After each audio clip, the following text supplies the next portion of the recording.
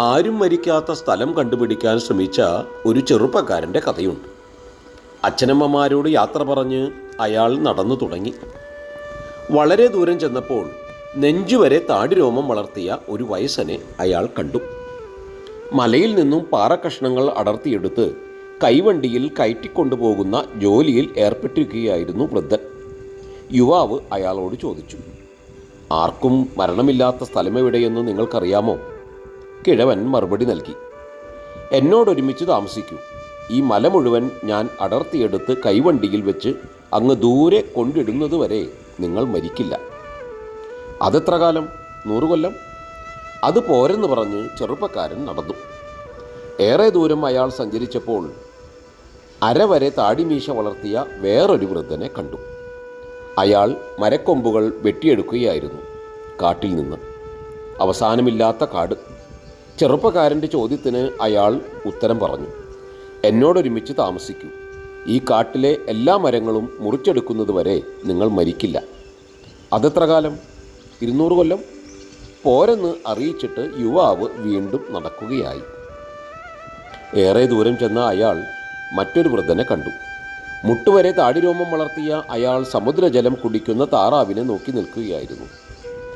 എന്നോടൊരുമിച്ച് താമസിക്കൂ. ഈ താറാവ് കടൽ വെള്ളം കുടിച്ചു തീരുന്നതുവരെ നിങ്ങൾ മരിക്കില്ല.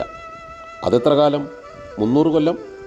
ചെറുപ്പക്കാരൻ പിന്നെയും നടന്ന് അയാൾ ഒരു ദുർഗഹർമ്മ്യത്തിലെത്തി. കാൽവിരലോളം താടിരോമം വളർത്തിയ ഒരു വൃദ്ധനെ അവിടെ കണ്ട് യുവാവ് തൻ്റെ അഭിലാഷമറിയിച്ചു. അതറിഞ്ഞ വൃദ്ധൻ, ആർക്കും മരണമില്ലാത്ത സ്ഥലം ഇതുതന്നെയാണ്, വരൂ. ചെറുപ്പക്കാരൻ അകത്തു കയറി. താമസവുമായി. കാലം കഴിഞ്ഞു. ഒരു ദിവസം അയാൾ കിഴവനോട് പറഞ്ഞു, ഞാൻ വീട്ടിൽ ചെന്ന് അച്ഛനമ്മമാരോട് യാത്ര പറഞ്ഞിട്ട് വരാം. വൃദ്ധൻ മറുപടി നൽകി, ശതാബ്ദങ്ങൾ കഴിഞ്ഞിരിക്കുന്നു, അവരൊക്കെ മരിച്ചു. താൻ ജനിച്ച സ്ഥലമെങ്കിലും കണ്ടിട്ട് വരാമെന്നായി യുവാവ്. അതുകേട്ട് വയസ്സൻ പറഞ്ഞു, എന്നാൽ ലായത്തിൽ ചെന്ന് എൻ്റെ വെള്ളക്കുതിരയെ കെട്ടഴിച്ചെടുത്ത് കയറിപ്പോകൂ. വായുവിൻ്റെ വേഗമാണ് അതിന്. ഒരിക്കലും അതിൻ്റെ പുറത്തുനിന്ന് ഇറങ്ങരുത്. ഇറങ്ങിയാൽ നിങ്ങൾ മരിക്കും. യുവാവ് കുതിരപ്പുറത്ത് യാത്രയായി. താറാവ് കടൽ വെള്ളം കുടിക്കുന്നിടത്ത് അയാളെത്തി.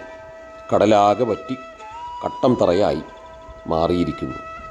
ഒരിടത്ത് വെളുത്ത കുറേ എല്ലിൻ കഷ്ണങ്ങൾ മാത്രം. മുട്ടുവരെ താടി വളർത്തിയ വൃദ്ധൻ്റെ അസ്ഥികളാണവ. യുവാവ് യാത്ര തുടർന്ന് കാടായിരുന്ന സ്ഥലത്തെത്തി. അവിടെ തരിശുഭൂമി. മലയുണ്ടായിരുന്ന സ്ഥലത്ത് ചെറുപ്പക്കാരൻ ചെന്നു ചേർന്നു. മലയ്ക്ക് പകരം സമതലം. ഒടുവിൽ ജന്മദേശത്തെത്തിയപ്പോൾ അവിടെ ഒന്നുമില്ല. എല്ലാം മാറിയിരിക്കുന്നു.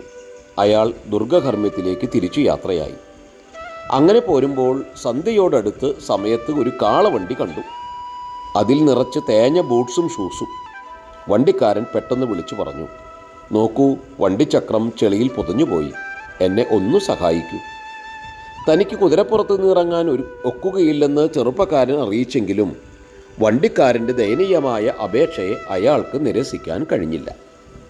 ഒരു നിമിഷം കൊണ്ട് ഇരുട്ട് വ്യാപിക്കും, എല്ലാം മരവിക്കും. ഞാൻ കിഴവൻ, നിങ്ങൾ ചെറുപ്പക്കാരൻ, എന്നെ സഹായിക്കൂ എന്നായി വണ്ടിക്കാരൻ. യുവാവ് ദയയ്ക്ക് അധീനനായി കുതിരയുടെ പുറത്തു നിന്നിറങ്ങി.